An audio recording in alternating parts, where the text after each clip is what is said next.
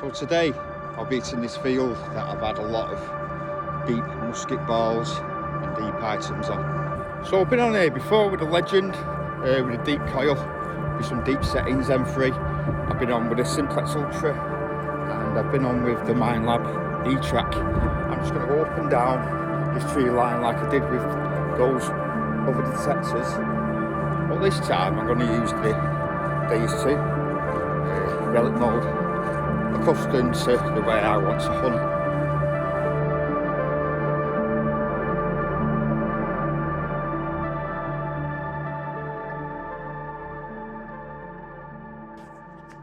So we're in Lancashire and the Pennines. It hasn't stopped raining. I mean torrential storm, blanket of rain. So as you can see, the ground is very, very soft. So with programs, with a cheap detector, you can't really customize it as much as these more elite machines. It goes with how you could feel on the day. You might just want a nice peaceful dig, nothing too strenuous, and go for the easy target. So you could use a high silencer, iron bias, iron filter.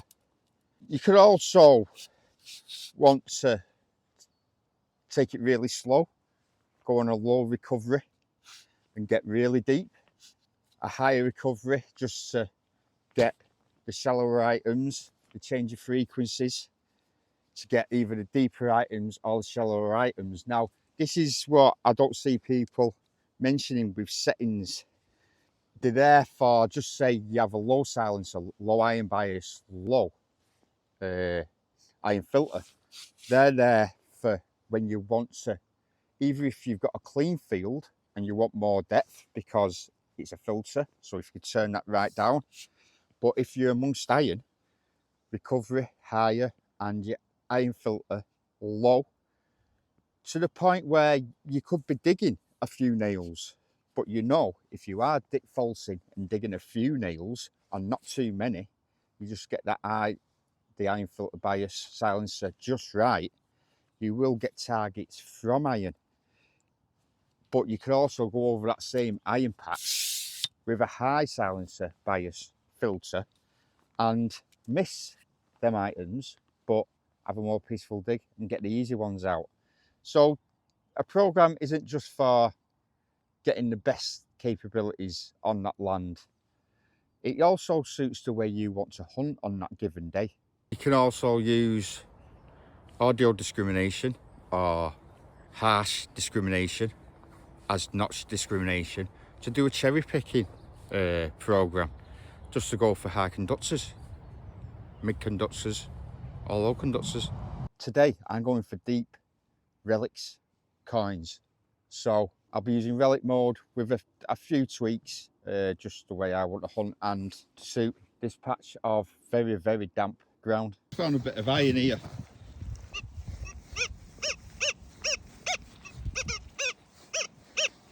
So what we can do there to give us a bit of that iron. I don't really want to go any higher than 3. Still. 4. It's just breaking up. 5. Totally breaking up. So we'll go with rotate. Go with 4. IR4.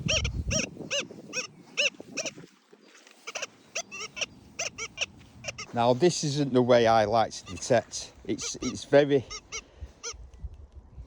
prominent using the VDI.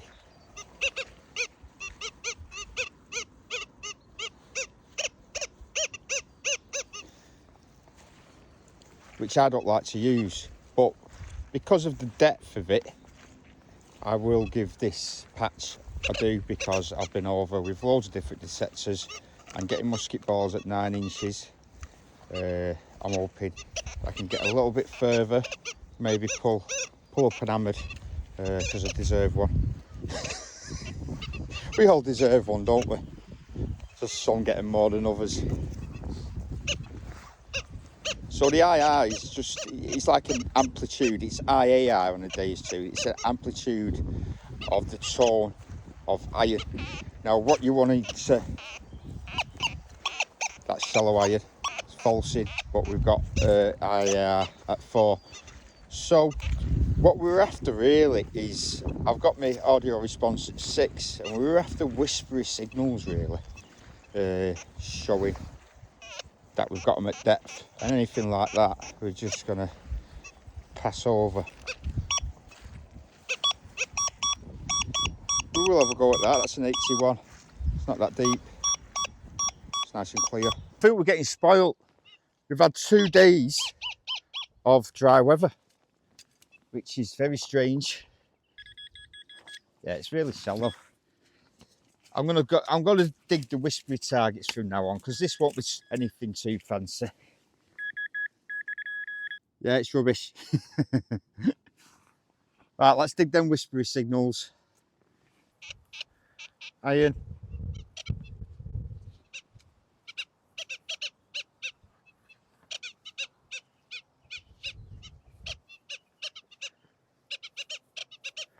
Don't like that. There's quite a lot of iron in here, to be honest. That's falsing. If we turned the AIR down to 2, that'll give a good signal. Look at that. Straight on 3, 4. There we are. So on this field, in this ground moisture, you might be able to run it lower. You probably would if it was drier ground. The iron is going to be highly conductive in these conditions.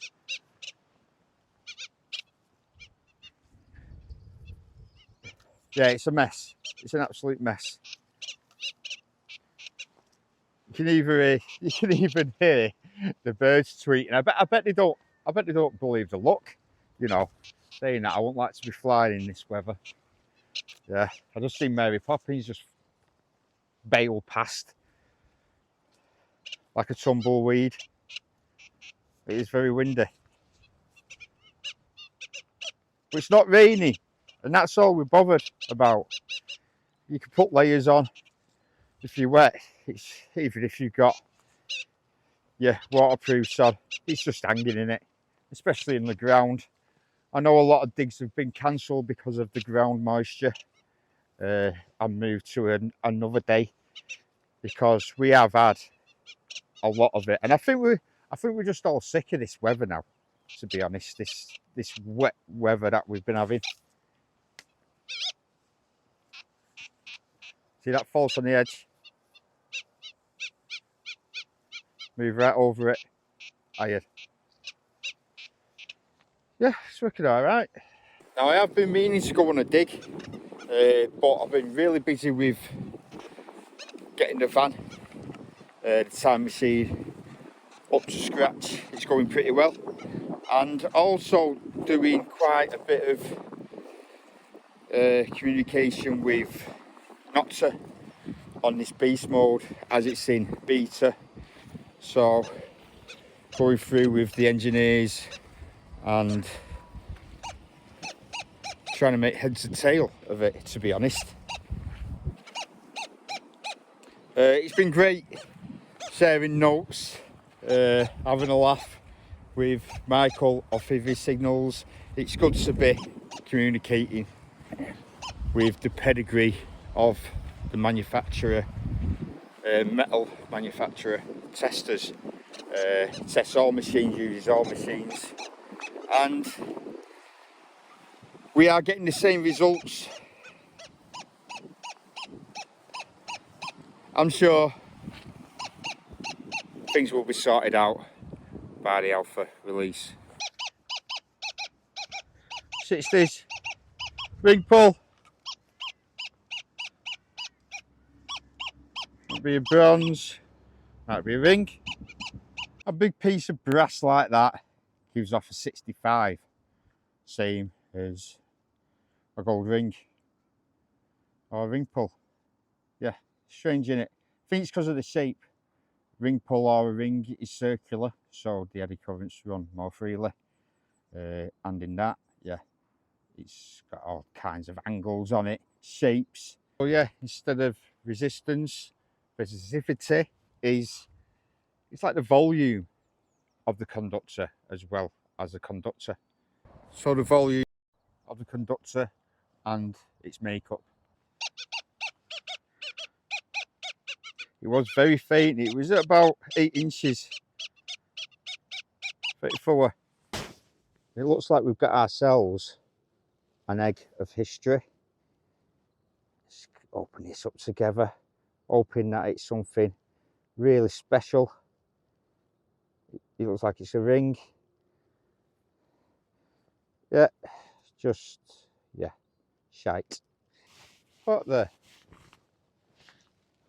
That was crazy. It broke like that and I thought, hang on, it's wood. So where is the actual metallic item?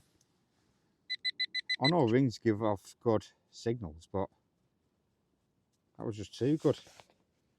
Strange things are happening to me. Strange things. Am I going mad here or what? That's something else. We were just getting a loud 37. And that was wood. Nah, I'm not having that. Is it there? That's you. What?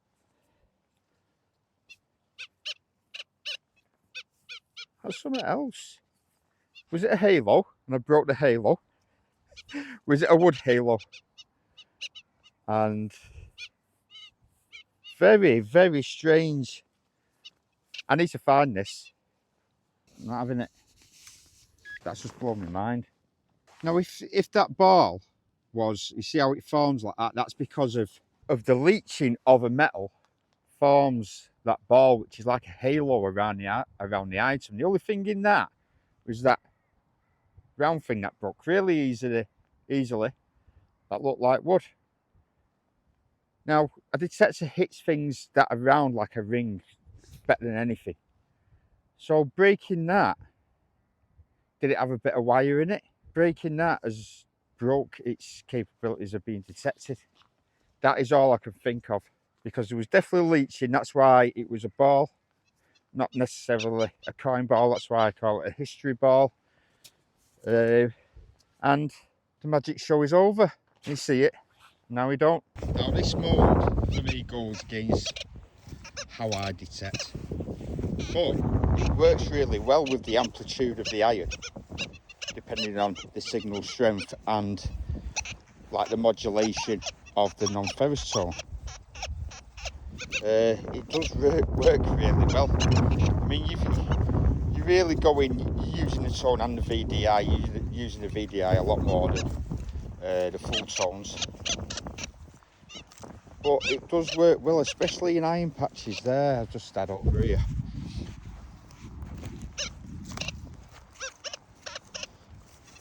You can really tell between the iron. It does catch you out. I've dug one nail, but I've got it at 4. I did drop it back to 3 because it seemed like there was less iron in a patch. And then when there was a bit more, like now, I've gone back up to 4. But it's near enough a dig or no dig. 2-tone, but amplitude, iron tone. It's it does work really well, and I think I might use it again, to be honest. Now, I've been out for about an hour and a half. I have not found anything decent to show for it, but I've still found non-ferrous targets at a good depth with a good audio as well. I've got the audio response at 6. Now, some stuff, small bits of lead, which 9-10 inches, and I thought they were a lot shallower. It's the same program as Goldfield, just with an IAR, very similar, which XP do mention anyway in the manual. So it's the detector at its unfiltered capabilities. I think the only filter you've got on it is that tone is the real tone of a detector. In all the other tones, you're changing the tone of it, but this is the true tone of a detector. And the only filter on there, it's really shallow, that 93. The only filter on there is your IR. Now if you've got really quiet ground with hardly any iron, you could actually turn that right down, right off.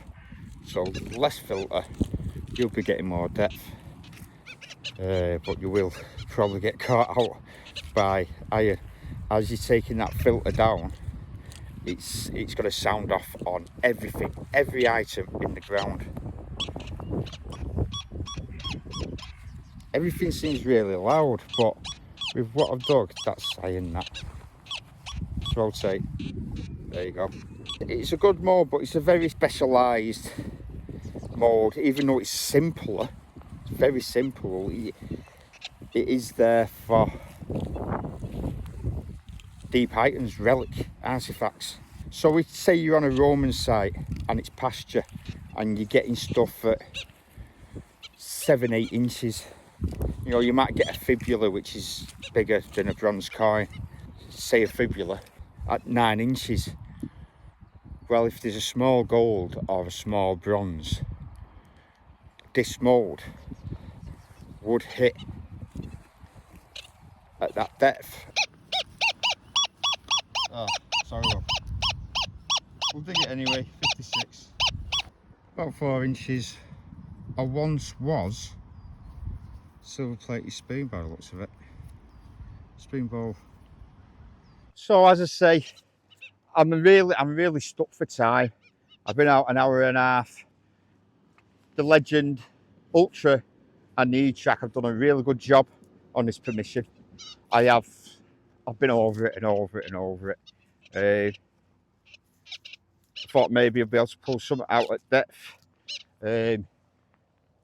Yeah, busy with the van, busy with work, and busy with testing this beast mode on the Legend. I am going to head back now and get some more testing done, send over to the engineers. Got 2 weeks to get that mode performing well, and once things quieten down, probably after the testing of the Legend, I will get on a dig. I will get on a dig for you, bring something nice up, and if I don't, someone else will. But this is it with detecting. It's good to find something nice. That's what we're out for. But if you're interested in performance detectors, it don't matter what you find. Every item you learn about the performance of the machine. So if you enjoyed the content, bit abysmal, give us a thumbs up. Actually, don't bother with this one, because I don't want this getting shared to everybody on YouTube. All right, take it easy.